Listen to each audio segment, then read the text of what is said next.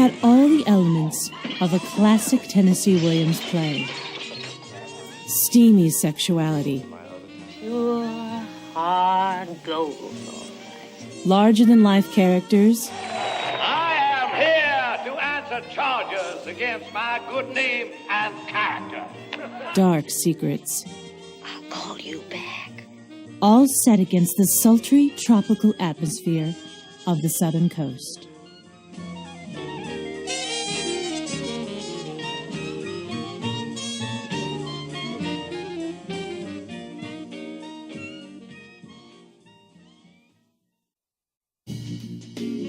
In the years following his motion picture debut, Paul Newman had risen from a second-string Brando into one of the hottest young stars in Hollywood. He had in his contract the opportunity to play on Broadway. If he could get a Broadway part, he could be removed from the studio. That opportunity was Sweet Bird of Youth, another Tennessee Williams play.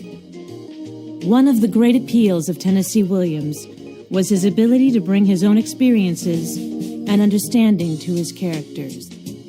All of the characters, both the main characters and the supporting characters, they're all bits and pieces of Tennessee Williams himself. Tennessee Williams basically was Alexandra Del Lago. She didn't know if she was going to fail, but it was her perception that her career was over. He did have a huge fear of writing the next play. Can it be as good as A Streetcar Named Desire and Cat on a Hot Tin Roof? He would write about the most difficult kinds of relationships between people. He was really brave enough to want to break taboos, willing to go to the very core of how you pay back for your sins and make it the most dramatic way possible.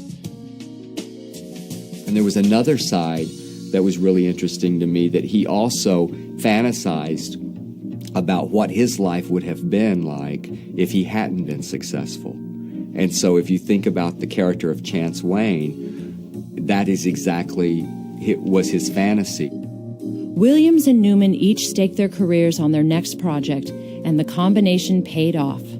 Tennessee Williams has really come to the rescue, in a sense, of Paul Newman. And Paul Newman, in his part, has really come to the rescue of Tennessee Williams, because he's really able to take these incredibly flawed, kind of despicable characters. You're able to find something that's likable enough in them to be sympathetic to them. It had a long run on Broadway, around 42 weeks, I think. It was a commercial and critical success.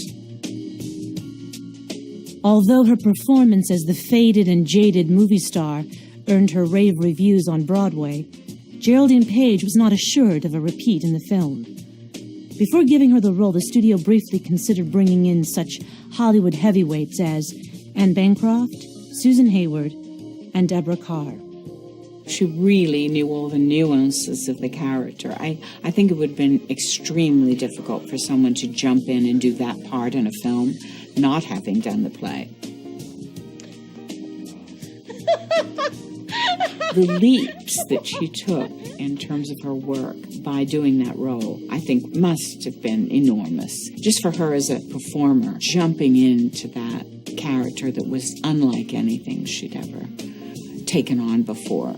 On screen, the chemistry between Newman and Page is electric. I like you. You are a nice monster. But off screen, Page had eyes only for the actor who played the tormented and tormenting Tom, Rip Torn. Torn, a talented young actor from Texas, had first met Page while both were working with the Actors Studio. I didn't know who she was, but she was buying some ice cream, and I came up, wise guy that I am, and said, chocolate? And she said, vanilla. And I says, give me a lick. And she very coldly looked at me and went, I took the daintiest lick I ever took. Although Torn was immediately smitten, it took some time for Page to warm up. She was very analytical. She was very tough. She kept journals of her work. She was very, not only critical of herself, she was critical of other people, but she was always funny. During the run of the play, the pair fell in love.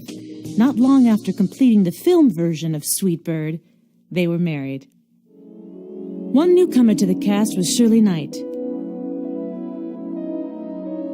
In terms of my own development as an actress, I think that one of the crucial things that happened to me was Geraldine Page and Rip Torn and Paul Newman and Madeline Sherwood entering my life, because they were theater people, they were New York actors, they were actor studio people. I discovered what acting could be through these four people. Knight was not the only newcomer to the cast. Noted character actor Ed Begley took over the role of the fiery Boss Finley. One of the film's most dramatic scenes was the moment Boss Finley extracts his revenge on the faithless Miss Lucy. If it wasn't my favorite moment, certainly a lot of people remembered it, because a lot of people always mention it, you know, because, of course, when he went like that, I went, ow! And it hurt. And the reason it hurt, actually, was because we were having a hard time with it, because it didn't look realistic. And he was pretending, you know, to slam it. And it just didn't work. So finally I said, why don't you take me by surprise and slam it down so that the metals connect, you know? And that's what he did.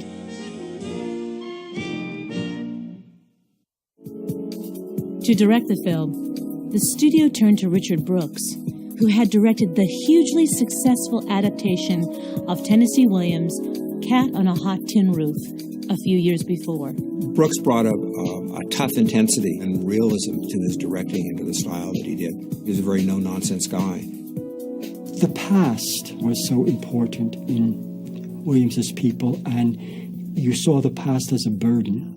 Brooks can make it concrete and palpable. Beautifully dissolves from the present to the past. And that's so wonderful. A strong-willed perfectionist, Brooks ran his set like a tightly run ship.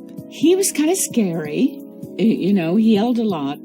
Not at me, because I think he probably thought I would faint or something. But he was so good at what he did. People thought of him as hard as nails. He was a tough guy. He was a Marine, but knew exactly what he wanted.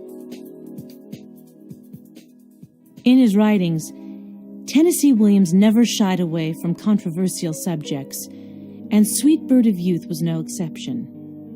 But the motion picture censorship rules of the day forced a number of key changes before it could reach the screen. I think the one very sad part about Sweet Bird of Youth, the film, is the fact that because of the ridiculousness of the censors at that point, they wouldn't allow the real story that Tennessee was telling to happen, which is that my character, Heavenly, was given venereal disease by Chance Wayne, and as a result of that had to have a hysterectomy. That was what happened in the play. And those things were not allowed. You saw my daughter then, and you left her carrying your bastard then, too. And of course it made a tremendous difference with my character, because if you have an abortion, you still have the chance to have children. If you have a hysterectomy when you're 20 years old, there's a part of you that's dead. Even more startling was the dramatic change that had to be made in the climactic finale. His comeuppance at the end of the play is, of course, castration. Now, it makes a great deal of sense, and it's devastating. This was his meal ticket. It's interesting, the stage doesn't build to this as well as the film does, but the stage delivers this at the end. You certainly didn't feel good after the play. You felt rather disturbed. I mean, especially if you're a man, you felt very disturbed. Kill him. No. Just gonna take away Lover Boy's meal ticket. Of course, they had the Hollywood end, and I just broke his nose. I guess it served as a metaphor because he has such a classic look. And so Chance Wayne is given a terrible beating, which is how he pays for his sins and gets his redemption, and then is able to go off beaten and bruised but still good looking to Hollywood to try to make his career there. Not only do they have the abortion and the beating of the face, which is nowhere near the wallop of a hysterectomy and a castration as we have in the stage play, You got them going off together. You have this happy ending. When it reached the screen in March of 1962, Sweet Bird of Youth was an immediate hit with both critics and audiences alike. At Oscar time, Geraldine Page, Shirley Knight, and Ed Begley were all nominated for their performances, with Begley winning an Academy Award as Best Supporting Actor. For Tennessee Williams, Sweet Bird of Youth marked yet another outstanding achievement in a career unprecedented in the life of a modern playwright. I can't imagine theater without Williams. It's like you can't imagine theater without Shakespeare, but I think he's in that same category. For me, he is the finest dramatist America's ever produced. But no one knew better than Williams that nothing can last forever. One of his last great successes is a testament to the elusiveness of fame and youth. In Sweet Bird of Youth, Tennessee says it all. I just ask for your recognition of me in you, and the enemy, time, in us all.